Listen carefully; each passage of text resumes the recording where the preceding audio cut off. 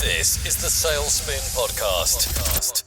You are listening to Sales Spin, India's top B2B sales podcast, where we bring the world's best sales experts, successful sellers, and sales leaders who share their strategies to succeed in sales right now and talk about things no one else will. And now, Rahul Wadhwa. How are you doing, man? I'm doing well. Things have been busy for me, but it's all exciting when you get tired doing something great, then you don't feel tired. You feel excited every single day. So I think that's been for me in the past couple of weeks. I like your vision. Last time you spoke and you talked about how people think about the work-life balance as work ends and life starts. Kind of stuck to my head. Why don't we start with your background and then jump onto the topic, if that's okay? So I have been a sales guy naturally from a very long time. Like right from my college days, I've been someone who's always wanted to be in terms of a place or a position where I can communicate, and if that leads to results, right? So that is something that has always excited me. But then I did my graduation in science, which was something to just I didn't want to be a doctor, right? So that was my way out to take up science. And then during science, I realized that, I don't imagine myself doing research in a room. I would rather be in front of people and talk. So that's where I did my MBA. And I think that 2 years have completely transformed the way I see myself in terms of my professional career. So I started off my career after my MBA in Religare. I was handling corporate sales for them. And then I started my own company focused towards training and development, because I felt that there is a huge gap between what we are taught and what we actually need when we actually get on the ground and start working. So I was doing that training not only for college grads, but I think especially in India, people are engineered that way, that if you score good marks and if you get a good degree, you eventually get a good job. And I think that's the biggest lie I ever heard. Right. So I started training students from 8, 9, 10, 11, 12, and making them aware that scoring good marks is good. It's like an invitation card once you get inside the corporate, but then that invitation card ends there. It's more about the skill that you create over a period of time. So I did that successfully for 4, 5 years. And then I couldn't replicate that into a business because, again, there are some business that cannot be replicated. It is too individual, too personal to replicate. Right. So that is where I happened to, the entrepreneurial struggle took me into recruiting. I had a company just next to my house, which I thought, okay, we'll work in the night and make some money out of it. That company happened to be Allegiance. It's one of the largest recruiting companies in the world. Then I moved to Smooth Stack, where I was heading their talent acquisition function for their lateral hiring, their campus hiring, apprenticeship hiring. And in that 3 years, I realized that I don't want to be in a role which is operational. I want to be in a role which is very dynamic. And that's where, as a user, I bought a platform, an applicant tracking system, which I really loved and I enjoyed using it. And then I realized, okay, why don't I sell this? Because I've always been someone who recommends something that I buy. So that's how I jumped into sales. And when I moved into sales, it was like, that calling that you always had, right? Everything came naturally to me. I was the user of the product. I was the first customer of the product. And then it was more about just being on the call, telling people, and just the moment I share my experience in the first 15 minutes, the deal is done, right? Because, it gives that great value. So I think now I'm completely focused towards sales. I head sales for Turbo Hire globally, and I've been a user myself. I'm a product guy as well. So yeah, I'm kind of, everything is fitting well for me right now at the moment. And that's how I've kind of had multiple places where I spent my time, but it is all making sense now. So quite an interesting journey. In fact, I think that makes you kind of like the perfect fit to talk about today's topic, which is how to deal with the fact when you are, overlooked for promotion. And before we jump onto the most serious stuff, I think it'll be better if you can maybe talk about what is promotion? Why do people crave for it? Why is this such a fancy word? I mean, I know people celebrate promotions. There are people, who kind of feel rejected when they don't get it. So if you could maybe start from there, and I think we have tons of questions. Okay. So I think this is one question that is relevant to everybody, is what drives you. There are certain things that drive some people. Money is a factor, right? Satisfaction is a factor. Being successful is a factor. But the most major factor for people is recognition. right? Recognition is something that can break people, that can make people. And promotion is that big recognition that you get from the company. And if you are recognized, then your recognition gives you more recognition, right? It's like a chain reaction. Got it. Okay. So people get recognized, and then because they're recognized, they get recognized, and they want the recognition to be validated. That's why people celebrate promotion, right? In their journey whenever they get promoted. So it's more like a feeling. Honestly speaking, promotion is only valid for the first day when you get it. After that, it's just a job or a work, right? So I think that's where people celebrate that, because it fuels the drive of a lot of people that especially you might make tons of money, but then if you're not getting recognized, because even if you make money, you spend money to get recognized that, hey, I have money, right? Okay, that's one way to look at it, but yes. Yeah, that's how promotion is. Again, a tool used by companies to recognize people, right? Used by teams to recognize someone's effort. And at times it becomes important because people always do certain things if there is a drive towards it, right? And if you don't do it at the right time, the right kind of people, then you will lose them.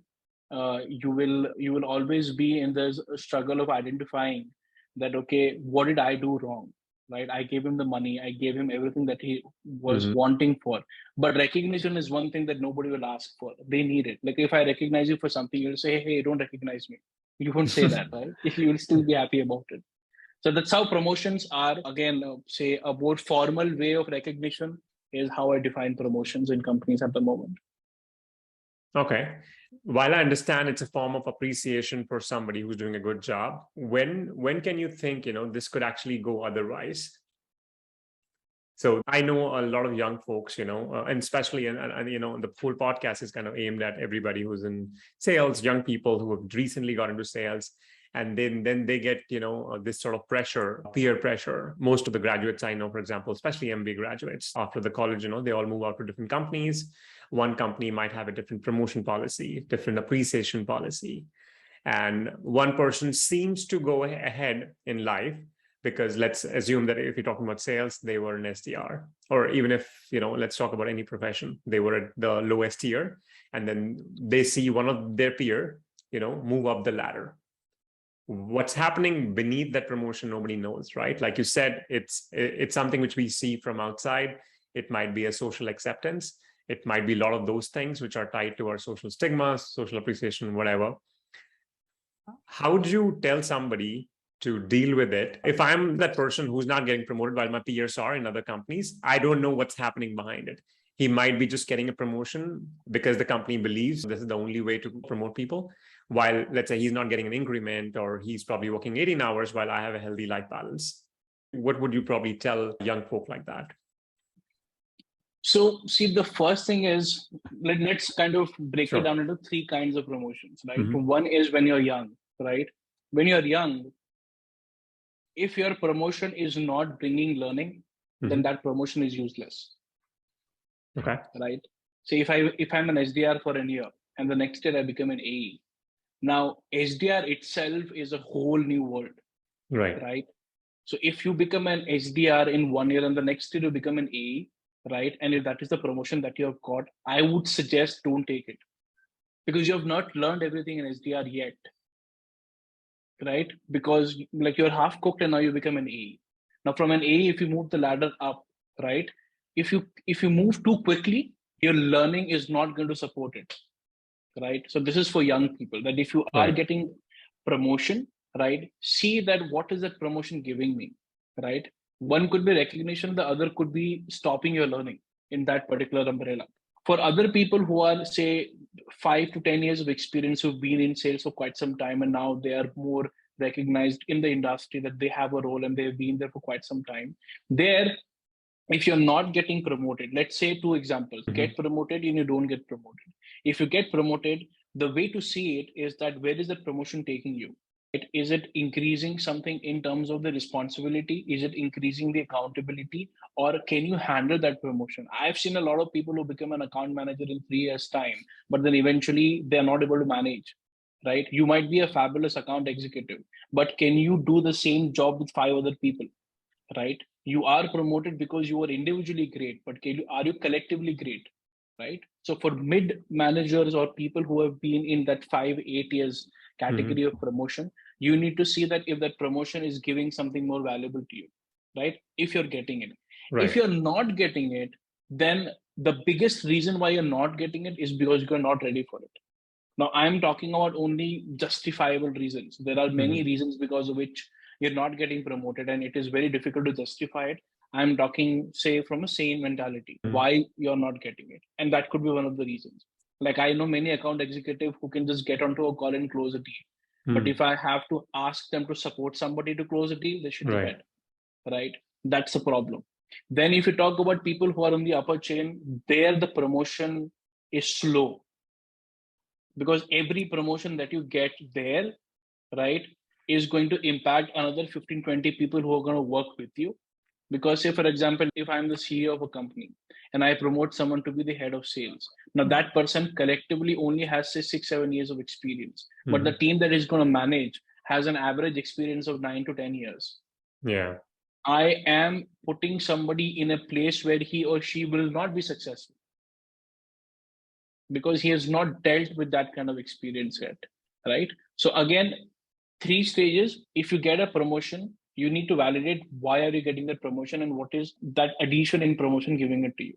If you're not getting a promotion, then you need to introspect. Now, a lot of people, when they don't get promotion, they immediately think, I'm not doing something correct or I'm not worth that promotion. It could be two ways. One is there is a genuine biasness towards it, which is another discussion altogether, Right. because I might hate you as a person and not promote you.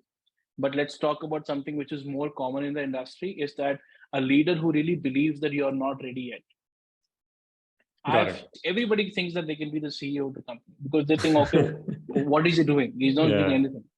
But for him, just to figure out what is happening with that one eye is what they attained over the years, right? So kind of just to break down, because I think we had so many things discussed, but just to bring down into one category. If you are getting a promotion, you need to validate what is that promotion giving you, right? If it is not giving what you need, depending upon which stage of your career you are, don't take it. I would suggest don't take it, right? Wait it out. But if you are not getting, even though you deserve it, right? Then one thing that a lot of people that they make a mistake is they start looking out for a different job. They don't talk it out. They don't discuss why they're not getting the promotion. They assume things, they become judgmental, and their performance drop. So now you have two situations. One is you did so well to get the promotion, you didn't get it, and you don't know why you didn't get it, but you think that you deserve it, you didn't get it, so your performance goes down. So the next year you are not even eligible for the promotion because your performance went down, right? So I think that's how I would advise people to look at it, especially in your early years, right? Got it. It is very fancy, but I would say that, be careful about it. Got it. So Fahad, if I may summarize, so there are different buckets, we might put it that way, assuming that let's say somebody who's an SDR who started like a year or two back, what you're suggesting is understand what promotion means to you. Why do you even need it? If you need it, let's say because of the peer pressure, that might derail your entire career journey and might put you into a path where it might not be best for you. And at the same time, I can kind of support that because I know SDRs who were in my team who left for an account executive position because my company, let's say, did not believe they were ready, and they were not. Different discussion. They went to a different company, realized it's not their cup of tea. Now, the bigger problem is, and this is something which I really want SDRs to listen. Now, the bigger problem is, like you said, you go to a company where you're an AE, the world knows you're an AE. You cannot come back to an SDR because that'll hurt your ego, that'll hurt your numbers. When you go to another company and you say, I want to become an SDR now, even though you were an AE for, let's say, a few months, it becomes very hard for you to explain that during the interview. It does not go in your favor because now you are kind of perceived as someone who does not think, strategically. You cannot think clearly and imagine what kind of impact would that have. So your options get limited all of a sudden. So think this very, very clearly. Second thing which you said is, of course, for the people who have been into, let's say, a role for, let's say, 4 or 5 years, and now they're thinking about promotion, I would kind of echo and still suggest that, please think, what does the promotion mean to you? Sometimes I understand promotion comes with a monetary benefit. That's what people kind of look into this, but also understand with increased compensation, your responsibilities might increase twofold, which you may or may not be ready for. Some people I know kind of failed badly where they were about to get married and they became like a head of sales, and they have to work US hours, crazy amount of hours, just don't have the time for, which people kind of need in the first year of marriage, right? So that these are all the challenges which I've seen, which are not often talked about. But like you said, I think you need to really think this through before, jumping onto this. No, I agree with you on many fronts. And I think what we are now defining is promotions can be bad too. Right. Yep. I think the sentiment that people think that, oh, I'm getting promoted. Okay. Oh, great. Congratulations. But if they say that, okay, I got promoted in a year's time. Okay. So I think I would advise a lot of people listening to this is promotion can be dangerous too. And if you think through it, right, then promotion will complement your growth. It will not hamper your growth. Right. So I think if that is a message that people can take after this discussion, that if you get a promotion, think through it, whether it is good for your career, whether it is bad for your career, and then decide. Right. And if you're not getting it, then somebody is not willing to give you is not the reason. I think that could be the last reason. There could be many other reasons. Try to find those reasons. If you find those reasons, that will help you grow rather than, getting distressed, getting detached from the goal or the company that you're working for. And then you move to a different company, which gives you the promotion, right? But then it will ruin your entire cycle because you cannot cycle backwards. You can only cycle forwards. Totally. I think there's also a lesson for the companies here, Fahad, because it's not just for employees. The couple of previous companies I was with, they were kind of forced because they did not want to lose the guy as an SDR, and they end up promoting him or her into a position where they were clearly not qualified. Now, the guy is not able to handle a team because, of course, he was not qualified. He was probably great as an SDR, but not good enough to handle a sales team or, let's say, a team of SDRs. He cannot move out. His team does not respect him. His career growth is sort of limited right now. He cannot move to an AE role. Of course, as you understand, if you were to hire an AE, for example, of course, your first preference would be to hire somebody who has already closed. Or if the company is big enough, I can understand, they might figure out some resources to train this guy and move into a different role. But this is also for the companies to understand and to not promote too quickly. No, agree. I just want to kind of share one example. Like this happened very recently.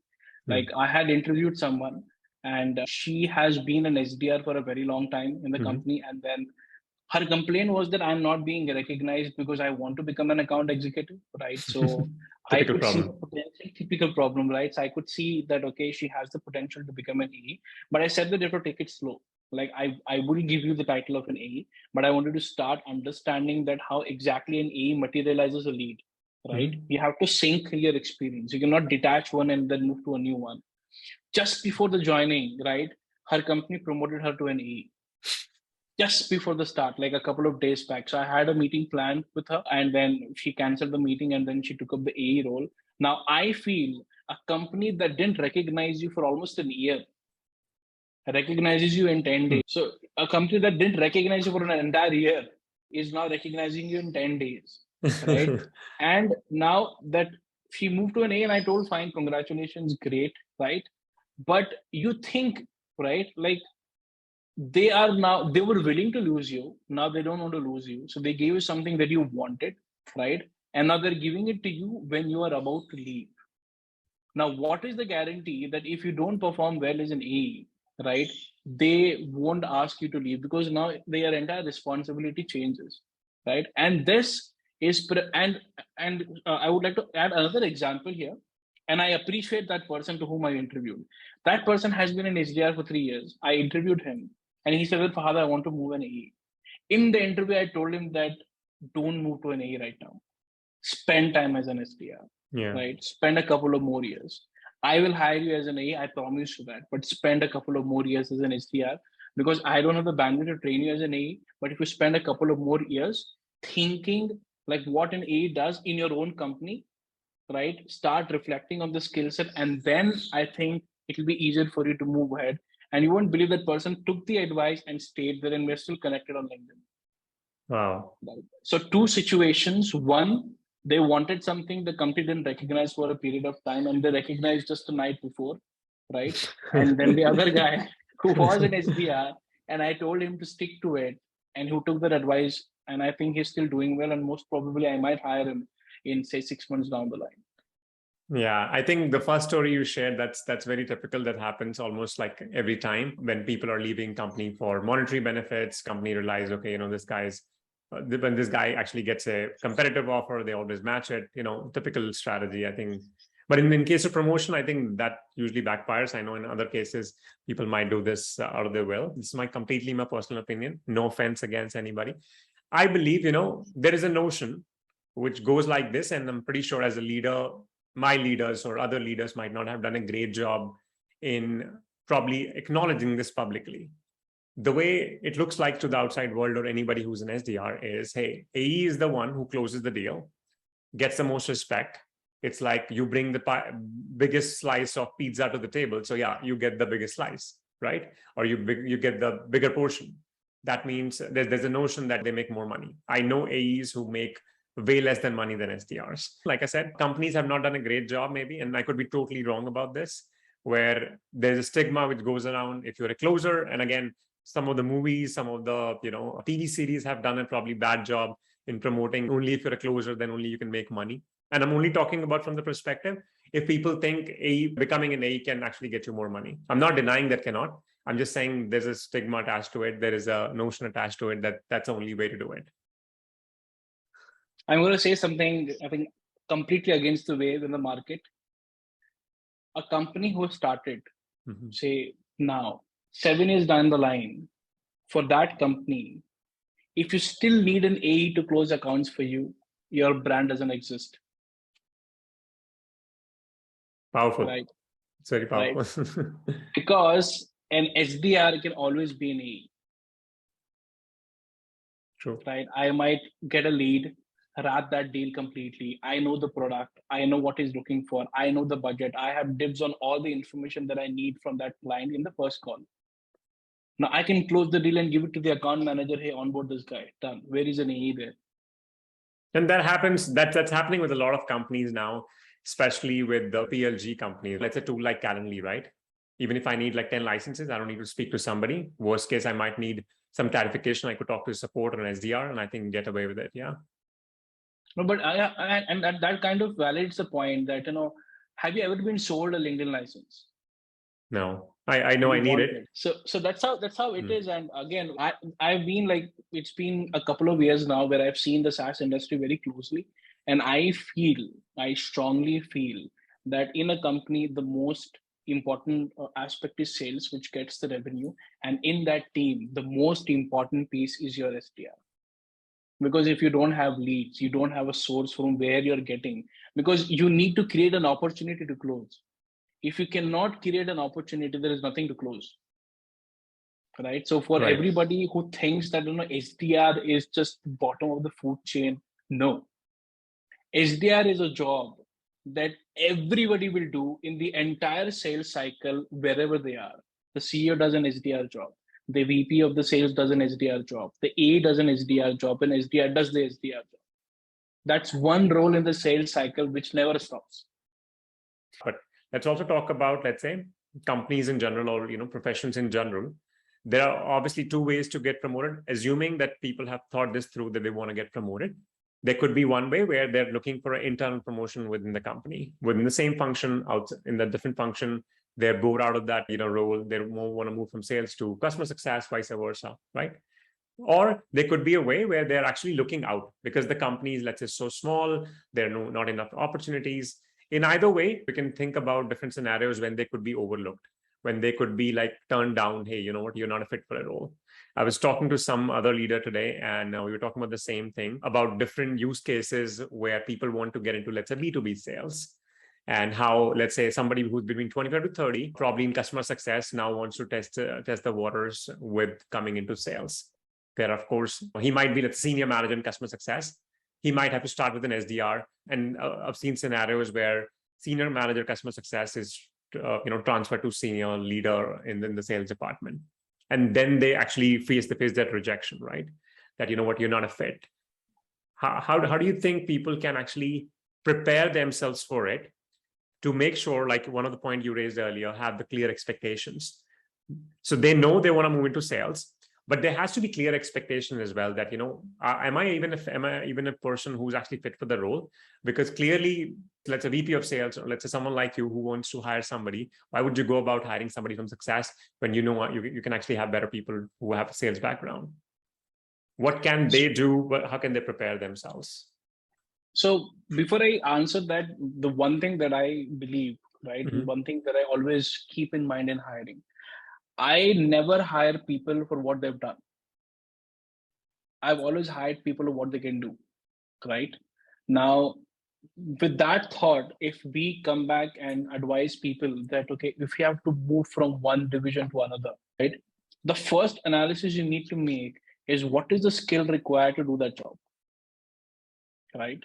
And what is the amount of time that you need to invest to get that job done? If you are looking for an SDR, what are the top 3 skills that you would look for in an SDR? Good comm skills, number one, right? Second, you would expect them to be very spontaneous in terms of the way they communicate. Third, that they have to be persistent. Fourth, that they should be able to face rejections, right? And be very thorough that it's a tough role, but a rewarding one, right? So you do an analysis that if you're making a shift or want to get promoted to a different role, right? What are the skills required to get the job done? Once you do that, then you see that, do I have the skill to get the job done? If these two things align, then you have the skill required. Now, what you need to spend time on is learning it. I've seen a lot of people, they say that if I'm a good customer success manager, right, I can be a good SDR or an AE because I have good comm skills. But if you break it down, right, there is one where my communication is transactional. On the other hand, my communication is spontaneous. My transactional communication will always break at some point. My spontaneous communication will not break because it is situation driven, right? So when people do this analysis, they don't understand, right? Everybody thinks that, okay, if I have good comm skills, then I can get into an SDR role or an AE role. I can move from customer success to a different one. But if you do the analysis of the skill required to be successful in that job, if that aligns with your own skill set, then you'll do well. Just to give you an example, I have hired people who are engineers to become a recruiter. Why? Because as a recruiter, you need good comm skills, but to be a tech recruiter, you need to understand the technology. Now, who's better than an engineer to understand the technology? So you have got the subject matter expert on the content, and now you have someone with the skill. Merge it together, coach them. You have someone ready to do that role for you. I've seen a lot of people who are good at comm skills, account executive, but they could be a great account manager. Why? Because their communication skill is transactional. Account executive, transactional things don't work. Account management, transactional things work because that entire Yeah. process is about managing it. So whenever people are thinking of moving from one spectrum to another, first do the skill analysis, right? Second, is that something that you really want to do? If you don't want to do it, but if you are doing it because there's more money and honey there, right? People are growing fairly quickly there, and that's why I want to do it, then you will fail. I might run the fastest in the first 5 seconds of my life, but can I run the same way for the next 20 seconds? Right? That's the difference between a sprinter and a normal human being. No, I Right? get that. I think that's an interesting example, and I'm sure I'll remember this honey and money for a long time.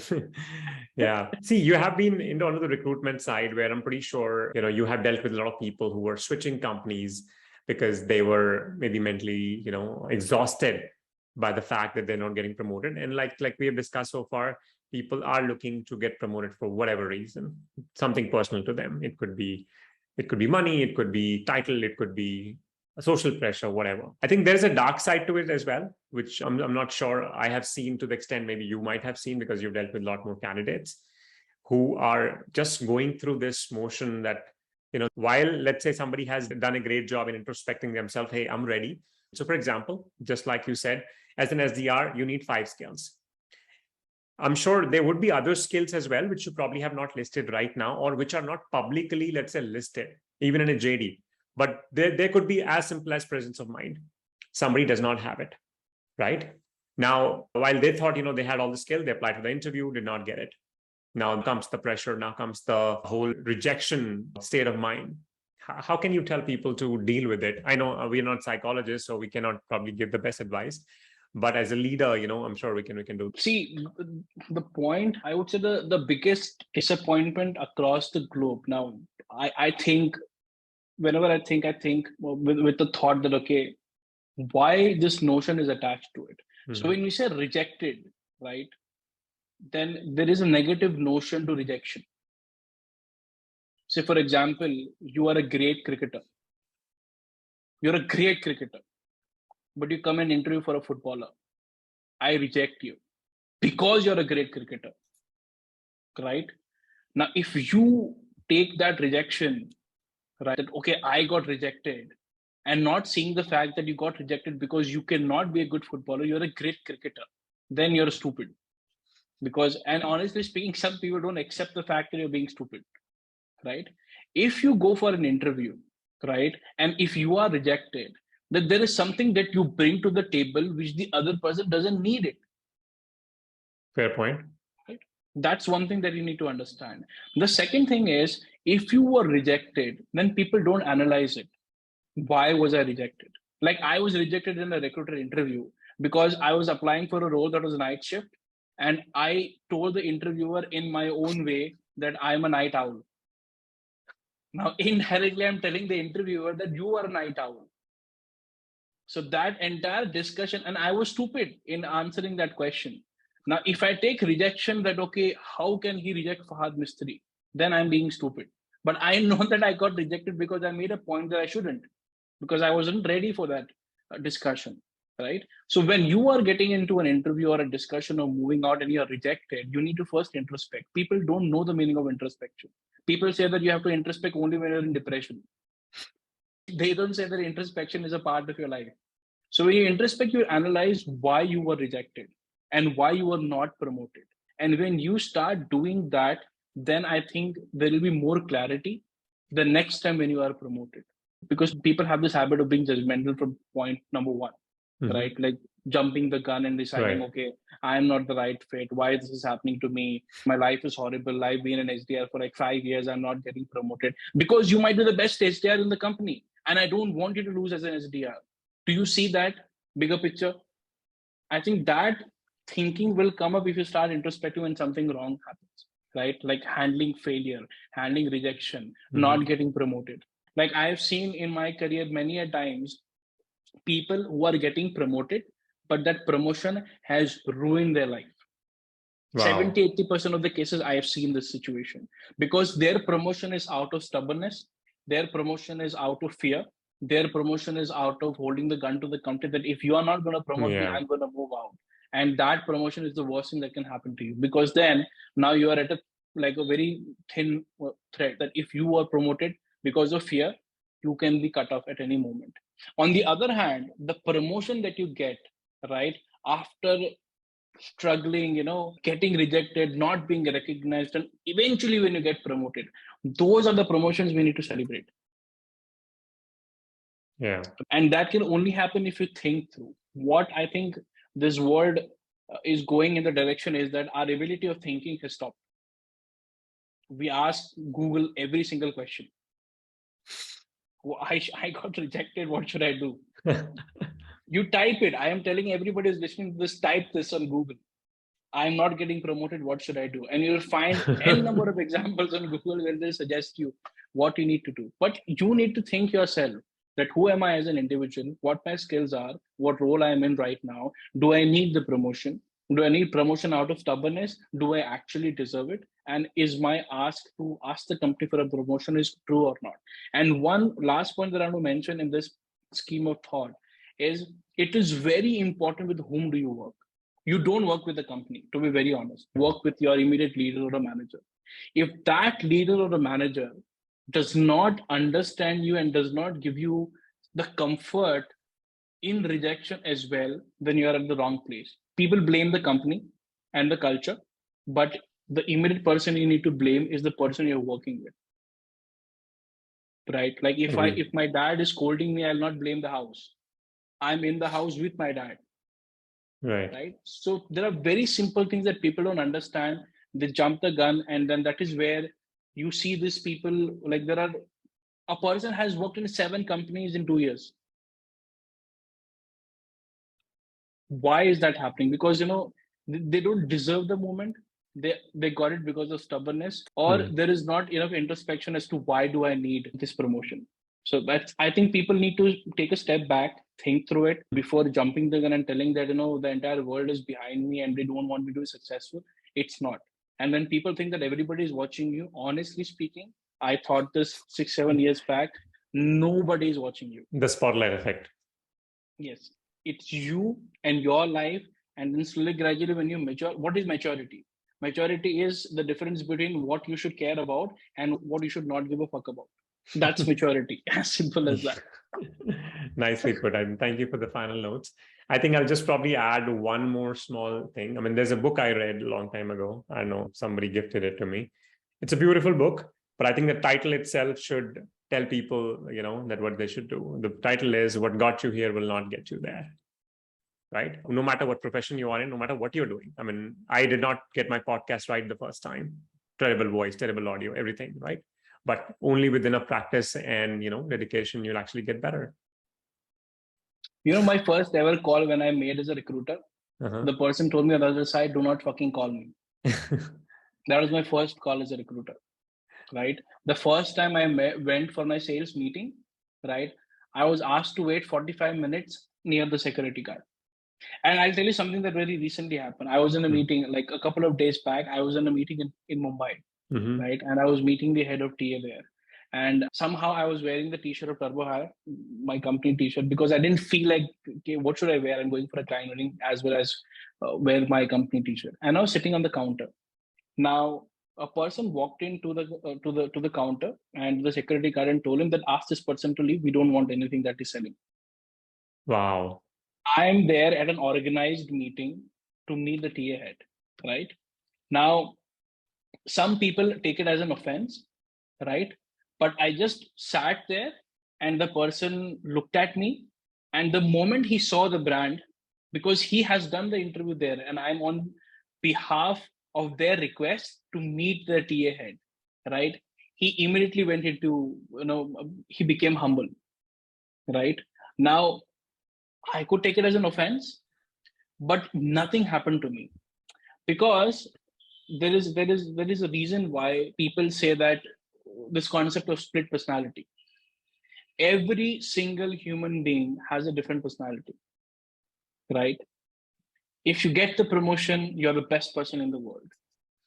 If you don't get the promotion, you become the worst person in the world for yourself, right? And then there is third, which is your normal personality. Now, depending upon the situations that come up in life, in that situation, if I would have taken it as an offense that I had sales for a company, you called me and now you're saying that we don't want your services, right? I could have done that and I would have been right in doing so. But the fact that I didn't do anything, I got the 10 times more respect that I would have got if I would have just gone in and met the TA head, right? I had coffees being served to me there. The TA head stood there next to me, ensured that I finished the coffee, and then he came and met me, right?